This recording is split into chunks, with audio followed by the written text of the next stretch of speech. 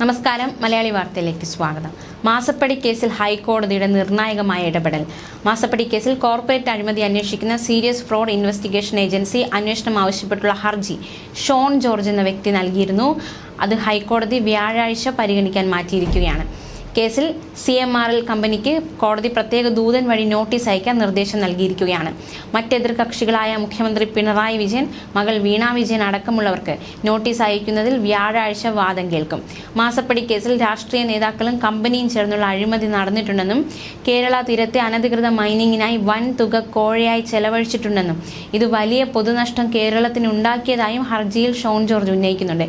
ഇക്കാര്യത്തിൽ അന്വേഷണം ആവശ്യപ്പെട്ട് നേരത്തെ SFIക്ക് കത്ത് നൽകിയിട്ട് നടപടി സ്വീകരിച്ചില്ലെന്നും ഹർജിയിൽ വ്യക്തമാക്കിയിട്ടുണ്ട്. ഈ കേസിൽ വിജിലൻസ് അന്വേഷണം ആവശ്യപ്പെട്ടുള്ള ഹർജിയിൽ ഹൈക്കോടതി നിർണായക നീക്കം നടത്തിയിരുന്നു. കേസിൽ സ്വമേധയാ ഹൈക്കോടതി കക്ഷി ചേർന്നിരുന്നു. മുഖ്യമന്ത്രി അടക്കമുള്ളവർക്ക് നോട്ടീസ് അയക്കാൻ ഹൈക്കോടതി അന്ന് നിർദ്ദേശം നൽകിയതാണ്.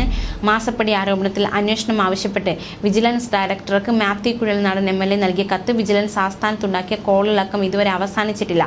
കുഴൽനാടൻ വിജിലൻസ് മേധാവിയെ നേരിൽ കണ്ടാണ് കത്ത് നൽകിയത്. അഴിമതിക്കെതിരായ പോരാട്ടത്തിൽ തനിക്ക് പാർട്ടിയുടെ പിന്തുണയും അനുമതിയുമുണ്ട് പറഞ്ഞാണ് മാത്യു വിജിലൻസിന് കത്ത് നൽകിയത്.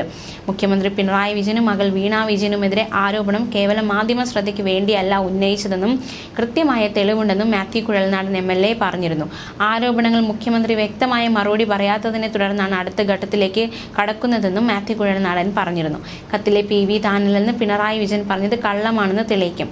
മാസപ്പടിയുമായി ബന്ധപ്പെട്ട് അഴിമതിയുടെ വ്യക്തതയുള്ള തെളിവുകൾ പുറത്തുവന്ന സാഹചര്യത്തിൽ അഴിമതി നിരോധന നിയമപ്രകാരം കേസെടുത്ത് അന്വേഷണം നടത്തണമെന്നാണ് ആവശ്യപ്പെട്ടിരിക്കുന്നതെന്നും അദ്ദേഹം പറയുകയുണ്ടായി. ന്യൂസ് ഡെസ്ക് മലയാളി വാർത്ത.